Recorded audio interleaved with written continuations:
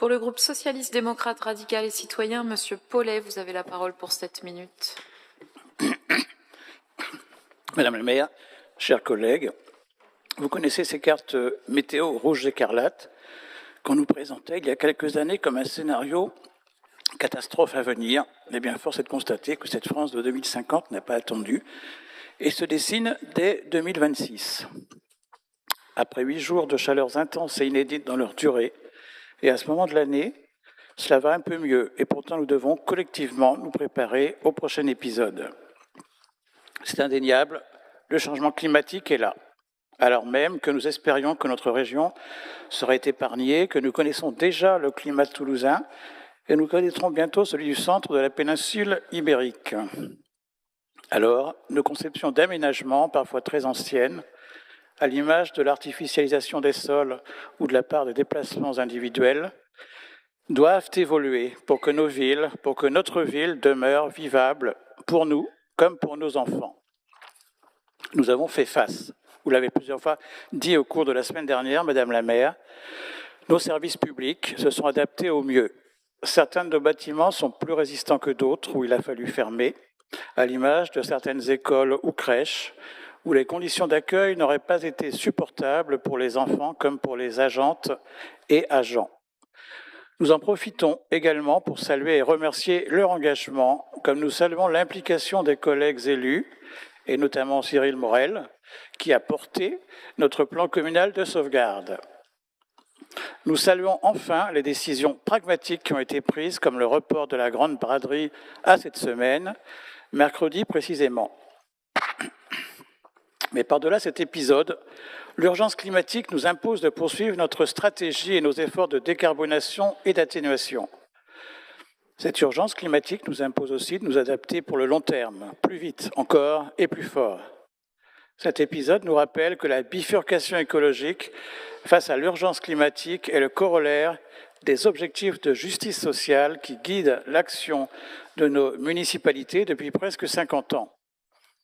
Force est de constater que les classes populaires et moyennes sont globalement moins responsables et beaucoup plus victimes des dégradations environnementales que les catégories aisées.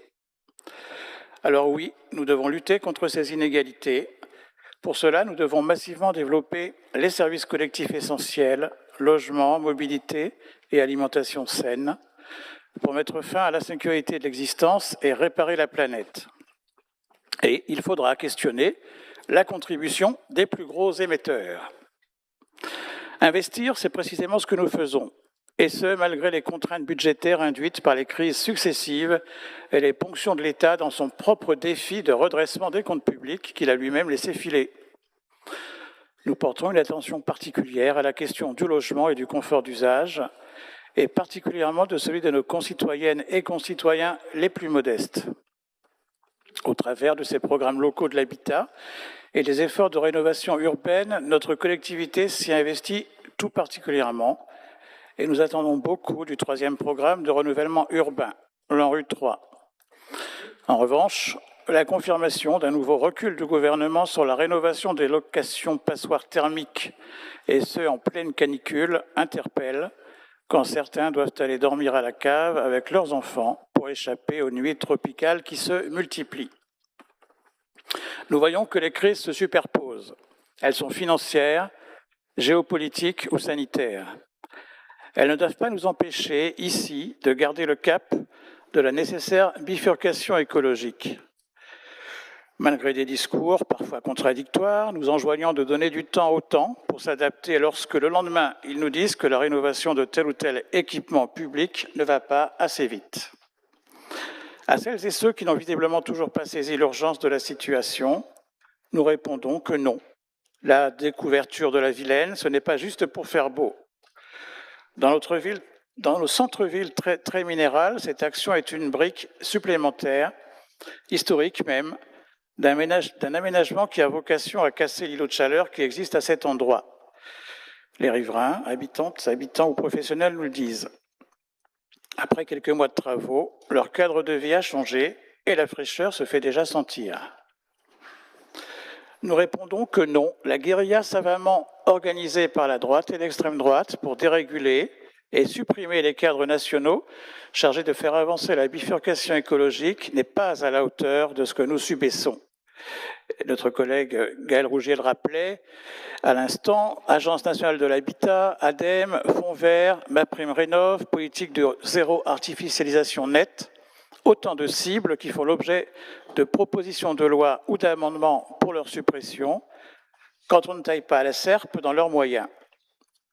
Au contraire, ici à Rennes et dans la métropole, nous sommes fiers d'avoir contribué en partenariat à la création d'une plateforme de la rénovation énergétique intitulée Éco-Travaux. Elle accompagne et aide aux audits et aux travaux de rénovation énergétique des copropriétés et maisons individuelles. Nous voyons également que cette canicule questionne des réalités plus structurelles de notre pays à l'image de sa désindustrialisation. Pourtant très légitime, l'actuel débat sur la climatisation est devenu la grosse ficelle des politiques et éditorialistes d'extrême droite, voire de la droite, pour essayer de dissimuler leurs précédentes initiatives pour déréguler et tout casser. C'est pourtant oublier que le tout-clim réchauffe précisément la planète. Sans oublier que du fait de sa désindustrialisation, notre pays produit par exemple 90% de climatiseurs de moins qu'il y a 15 ans. Un achat massif accentuerait en plus notre dépendance aux pays producteurs tels que la Chine.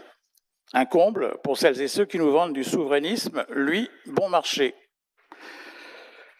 Depuis des années, notre majorité municipale prend, elle, la mesure du changement. Notre majorité municipale agit pour protéger la nature, rafraîchir et végétaliser la ville. Sans revenir sur le réaménagement de quai de Vilaine et la métamorphose attendue de République, nos rues, nos places, nos espaces se végétalisent. Celles déjà réaménagées font la démonstration de plusieurs degrés de moins. Au cours du mandat dernier, plus de 30 000 arbres ont été plantés.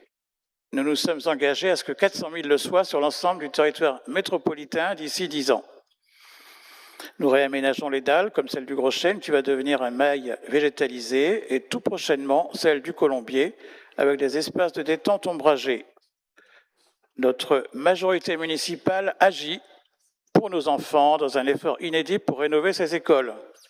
Le mandat dernier a vu l'ouverture de 4 nouveaux groupes scolaires et ce ne sont pas moins de 82 millions d'euros qui ont été consacrés à la rénovation du bâti existant pour permettre aux enfants de grandir dans un environnement de qualité et adapté aux défis environnementaux. Nous expérimentons également des rues aux écoles et bien sûr poursuivons notre effort de végétalisation des cours d'école. Notre majorité municipale agit également pour faciliter et apaiser les déplacements. 75 bus électriques circulent déjà sur le réseau en décembre 2025, avec l'ambition d'en avoir 92 en service d'ici 2026. Le réseau Star vise 130 millions de voyages par an d'ici 2032, soit une hausse de 27% par rapport à 2024. Notre majorité municipale agit pour une alimentation plus saine et une eau de qualité.